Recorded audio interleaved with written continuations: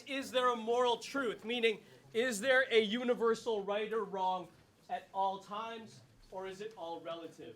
Now, depending on your opinion, if you believe that there is no right and wrong all the time, you're with this team over here, and you're going to want to mark your X on the left-hand side where, in the row where it says initial opinion. If you believe that there, oh, you guys are, there is a moral truth. I'm so sorry. If you believe that there is a moral truth, that there are some things that are always wrong and some things that are always right, regardless of the situation, you agree with this team, and you're going to want to put your X on the far left side. If you think that there is no right and wrong at all times, that it always depends on the situation, then you agree with this team over here, and you're going to want to put your X on the far right side. Now, of course, there's all these little spaces in the middle, and if you're not too sure, there's always that neutral box. But as you listen to each speaker speak, you're going to want to start marking that X in each row that you see popping up on the screen. So by the very end of the debate, you're going to have a whole bunch of X's on your handout that's going to let us know who was convincing and who was not. So, these are the two teams. Fighting for moral truth is Genesis, Adriana, and Chris. Fighting for moral relativism is Kaylee and Mateo. So, we're going to get started. We're going to go with moral truth is going to have the first speaking role. I need the affirmative, constructive front and center. Chris, you have 2.5 minutes to speak. Do you have a timer? Yeah. Alright, so picture this. You are walking down the halls of Estancia High School, and all of a sudden someone along the way compliments your outfit. You of course want to be nice to them, and so you perhaps compliment their outfit as well, or you just say thank you and move on. On the other hand, picture yourself in the same scenario, but instead of getting complimented on your outfit, you get made fun of for it. You might say some inappropriate or illogical thing in response to their comments, or you might just stay silent. Whatever response you decide to go with in either situation is still a reciprocation of, which is basically just a return on something you have done. In the first situation, you were given respect and you reciprocated it. In the second situation, you were disrespected and so you disrespected them back. I know for a fact that no one in this room can say that they've never gotten their actions reciprocated onto them. The Golden Rule was created for a reason. For those of you who don't know what the Golden Rule is, it basically states that treat other people the way you want to be treated. Respect is at the heart of the Golden Rule, and I know all of you value respect, as almost 90% of you said that respect was an important thing. Furthermore, respect is also present in morality, which brings me to our topic of discussion, moral truth. Moral truth is something that is always either right or wrong in every situation. Moral truth exists in society and everyday life, and it always has. The scenario I described previously is an example of a day-to-day event that proves the existence of moral truth. We chose to exemplify a certain situation, but the existence of moral truth is concrete. Thank you. Thank you. The negative side has 2 minutes to think of a response. This is the negative cross-examination. This is the second speaker. This is Mateo. He is speaking on behalf of moral relativism. Mateo, who would you like to cross-examine today? Chris?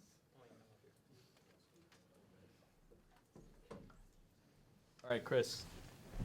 All right, Mateo, 3:30 on the clock. Well, please answer all these questions with yes or no only unless prompted otherwise, okay? Do you have moral truths that you live by? Yeah. Do these morals exist in your mind? Yes. Can you acknowledge that our definition of moral truth and moral absolutism defines it as universal and throughout all time, as you can see up there? Yes. Should moral truths be relative to anything in order to be true? Yes.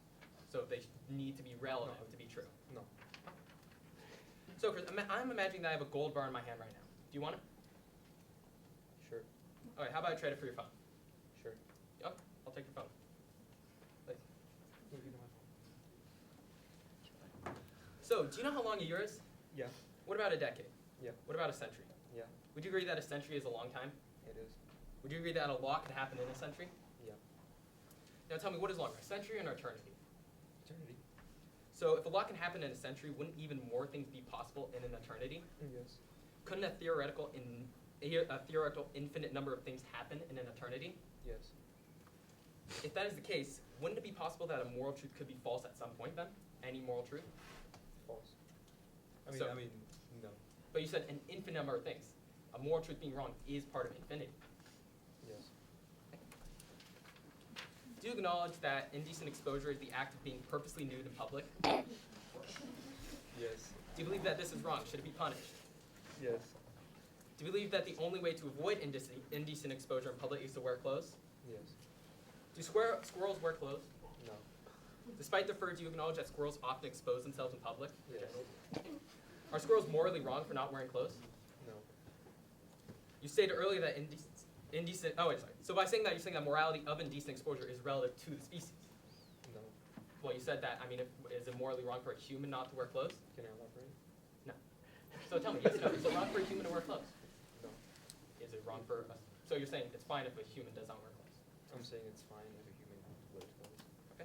So are you saying that squirrels then are not morally wrong for not wearing clothes?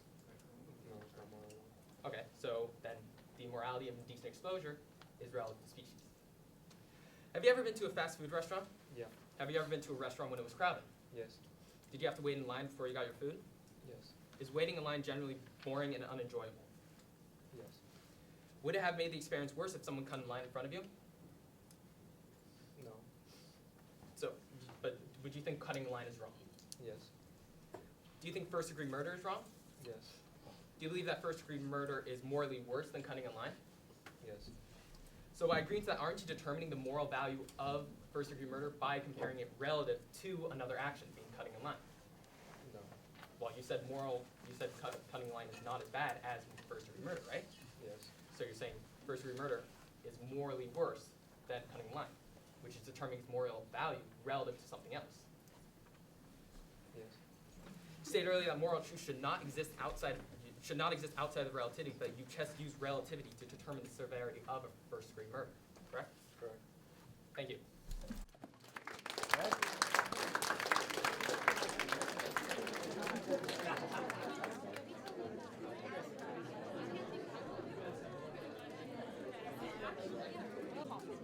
This is the second speaker for moral relativism. Mateo, you have 2.5 minutes on the clock. Mateo is speaking again on behalf of the relative side. Is there the remote over there? Oh, it's right here.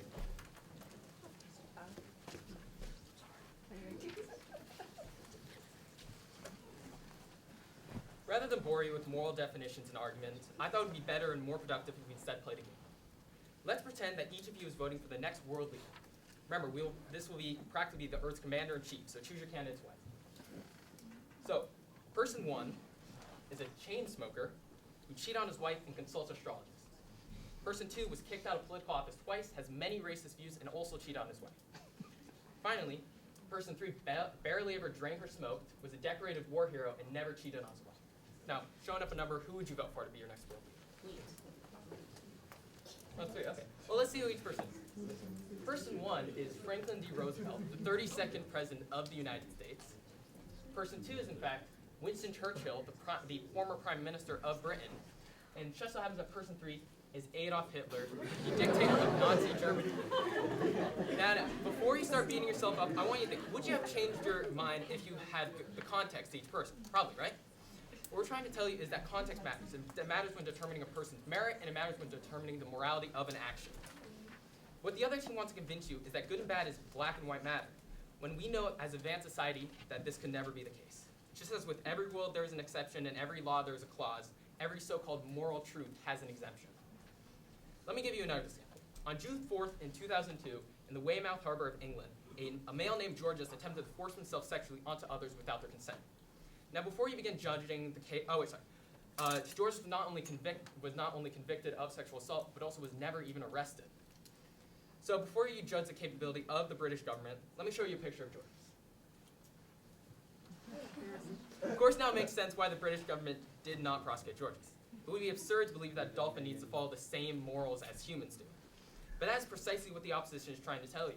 As you saw with Chris, he said that even though He said morals are universal, but squirrels should not be part of those morals. Aren't squirrels part of the universe? I mean, if there is a universal moral truth, then it would have to apply to all things. So don't let the opposition convince you that the world is better off imprisoning dolphins for sexual assault and squirrels for indecent exposure. Instead, let animals be animals, let humans be humans, and let us make our own decisions. Thank you.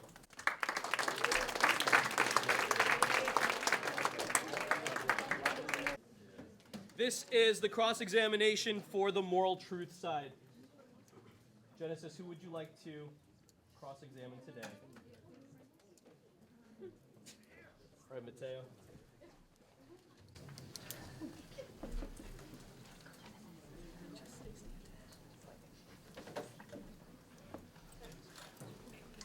One, two. Okay, so yes or no answers unless I ask you to elaborate. Got it? Are you human? Yes. Do humans have emotions and feelings? Yes. Do humans have ideas? Hopefully. Do humans deserve to be heard? Yes. Do humans deserve to be treated like people? Yeah. Do humans deserve rights? Do humans deserve basic respect? Again, debatable. Do humans deserve kindness? Genuinely.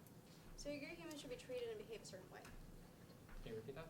So you agree humans should be treated and behave a certain way? Gen depends on the way. There's different ways humans can be treated. Should humans be treated like objects? No. Should humans be treated like property? No. Should humans be treated like pets? No. Should humans be treated like animals? No. Should humans be abused by other humans? No. Should humans be forced to have sex with other humans? No. Should humans be raped by other humans? No. Was slavery once considered okay? Yes. But is slavery morally correct? No. Does slavery deny humanity of an individual? Can you repeat that? Does slavery deny the humanity of an individual? Yes.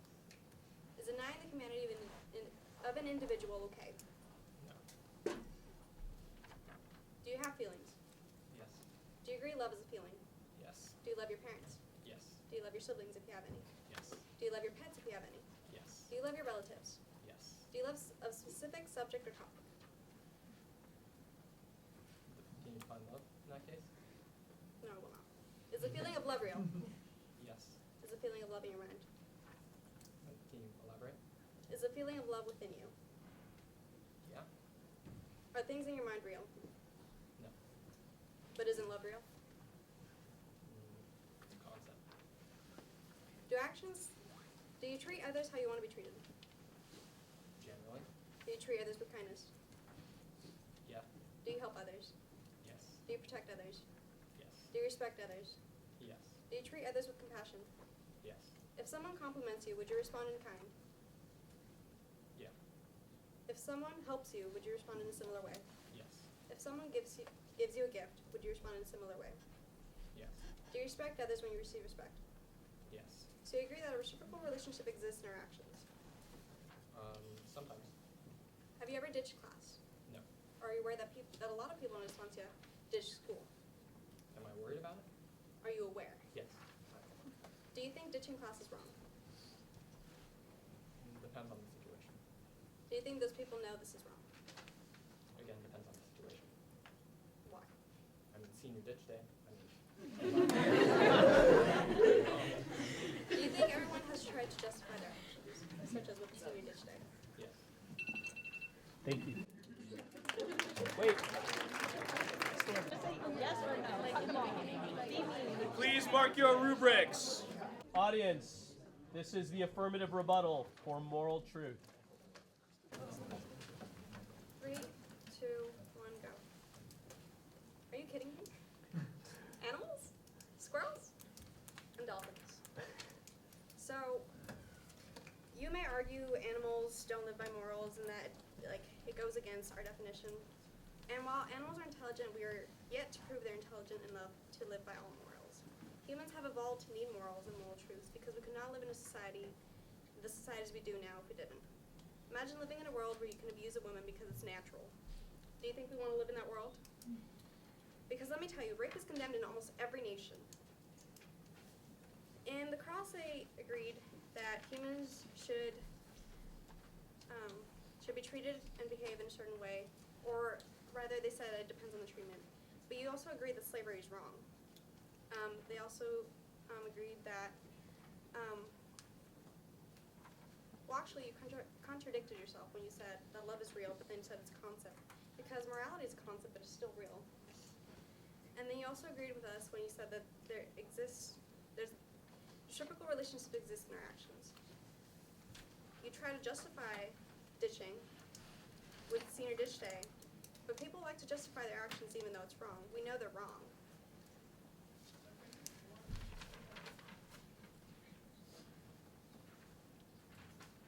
The other team could argue circumstance, could argue history, could argue that if we truly existed, we would not be debating right now. But we're overthinking the fact that we have morals and we live by morals. Not everyone agrees that all moral truths exist, but they don't have to. If they agree with one, it proves they exist. Think about respect.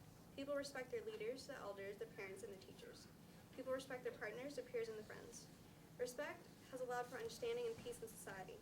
The respect we have towards people as humans means we treat each other with basic human decency. Of course, there's also respect to the point of wrong. You can say that the Nazi Party had respect for Hitler. You can say that a lot of people had respect for Hitler. They admired him. The Germans revered him for trying to help Germany before the war. They respected him so much that they willingly fought in World War II and allowed for the genocide of 6 million Jews and countless other deaths. But the point is that respect is present. All societies have a sentiment of respect. Every single society, since the beginning of time, respect is one of the driving forces. It has allowed for the establishment of rulers and governments because people will follow them out of respect. It has kept people from constantly killing each other because basic human decency and respect. It is present from the second we understand our actions. Some of it's taught, some of it's innate. Humans understand respect. And if humans understand respect, they understand morals and moral truths. Thank you.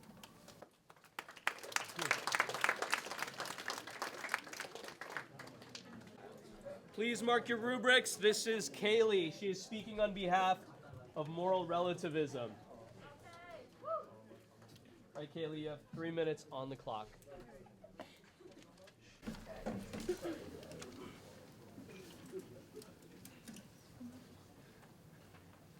Here is an apple. I bought it on sale this morning. Now, I'd like you all to imagine an apple in your head. Can you imagine how it feels in your hands? Can you imagine the color? Now, imagine yourself biting into it. Is it sweet, sour, crunchy? Now, are you actually eating that apple? No. Even the most detailed, realistic feeling things in our heads are simply just that. They're in our heads. They have no real value in the world. No matter how real or important we think things are, there's no way we can make them into real existing things. Relativism still allows for the condemnation or belief of other ideas. Just because we recognize that an argument is valid to someone else, we can still say that we hate it and we think that it's wrong. The opposition is arguing that respect is important and universal and that everyone needs to reciprocate it. But if respect is so all-encompassing, why are people still rude to each other every single day just because their opinions don't line up? Even if the other person wasn't being mean. Why is it that I can open up any social media app right now and find comments of people telling each other to kill themselves? Or, for example, I'm gonna do your mom. Or other disrespectful things like that. If this universal truth is so absolute and ingrained into society, why do we have to teach it to children in schools instead of them just knowing it inherently? The other side is also neglecting that if this ideal is so universal, why not respect that other people have different opinions? Of course, this whole debate is centered around us arguing over our opinions, so why not respect the position? They also said you can't really apply morality to animals or squirrels, but our definition says it's universal. Aren't animals part of the universe? If we can safely say that something like that isn't an absolute truth, it has to apply to everything in the world, just like gravity does. I can drop this pen, you'll see it drop. Why is the concept of a universal absolute is absurd? Because there's no way you can apply it to everything all of the time. We also had you take a survey. In a situation where you could save 5 people in return for the loss of 1 life, or most of you chose to make that sacrifice, 80% actually. In another situation, you were faced with the choice to either save 1 baby or 5 old people, to which 85% of you said you would save the baby. You made your decision based on circumstance, but even if you think you made a good choice in saving the baby, the other team considers that an unforgivable, irredeemable action.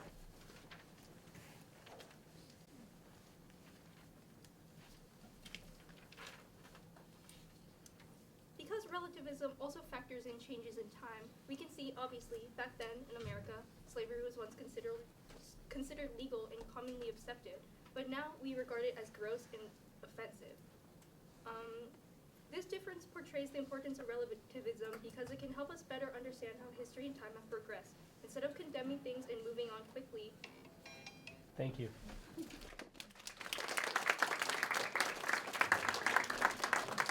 All right, I need the final speaker for the negative side. For the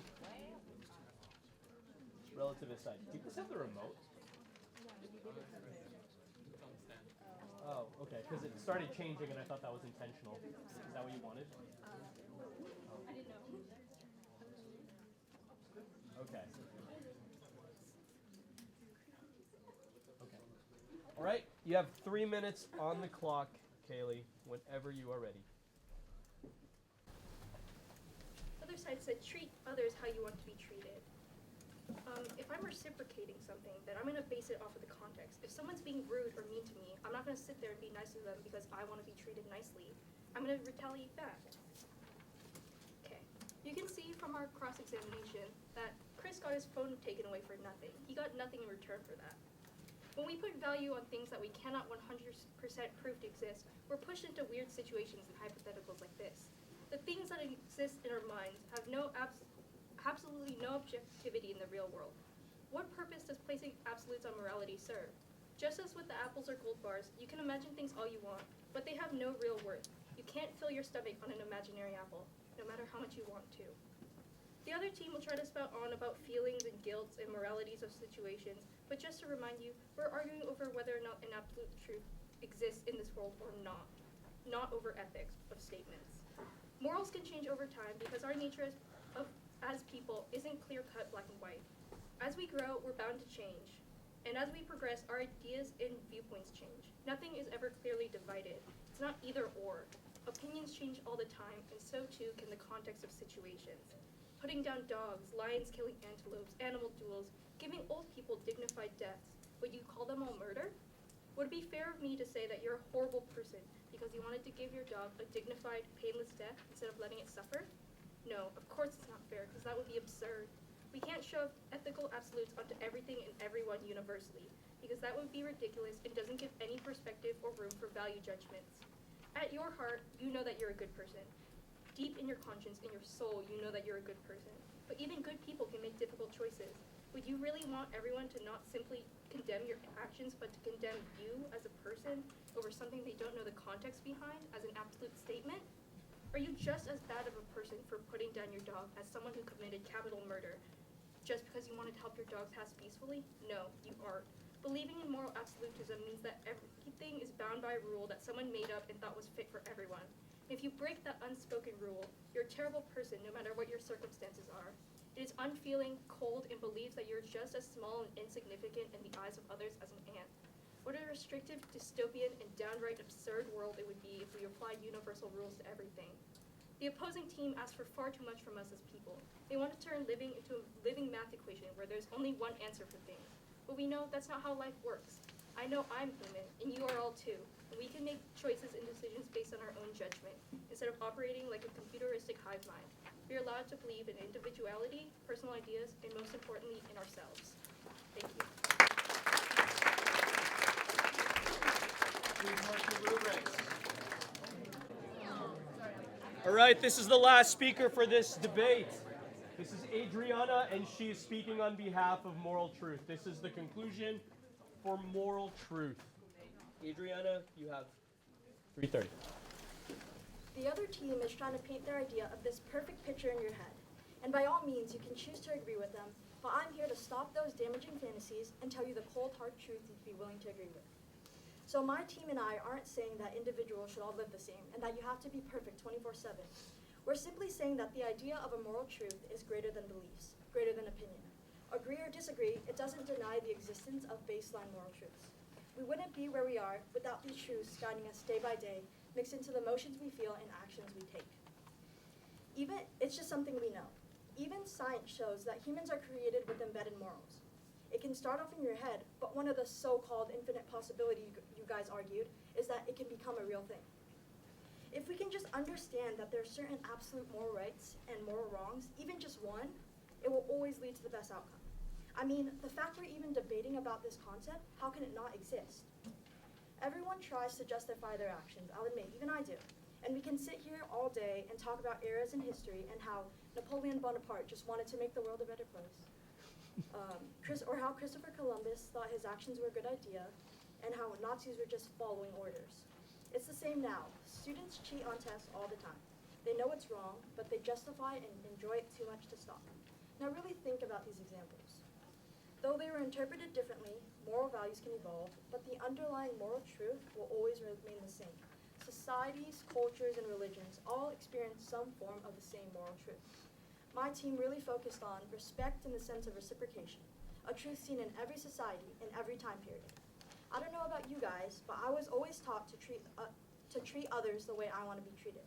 In this sense, everyone deserves basic respect and doesn't deserve to be dehumanized. Like, try looking back for a second. Think about all the times you respected or cared for someone. Maybe you shared your food with someone who didn't have any, helped an elderly cross the street, or held the door open for someone. The other team can and has argued that people have different choices, but humans evidently follow their tendencies. If I had to murder someone to survive, I'd probably do it. But I wouldn't admit that this was morally correct. I mean, think about it, would you? We have to be responsible for our choices and accept its repercussions. Sometimes we feel limited and do the things that have the most benefit, but the action is still wrong. It's always wrong. Could you ever imagine killing or hurting someone for no reason? The reason we don't is because we know it's wrong. We fall back onto these moral truths we hold, one that allows society to live in peace. If you truly believe what the other team is saying, then you truly believe that you've never followed a universal moral truth. But I want you to realize the next time you're being honest, taking care of yourself, having integrity, or simply just following the law, you're following a moral truth. Like some say, moral absolutism is like a stop sign. No matter how much you want to drive straight through it, you know you can't. Thank you. All right, please mark those rubrics. Make your final decision. Feel free to leave notes to the speakers on the front or back.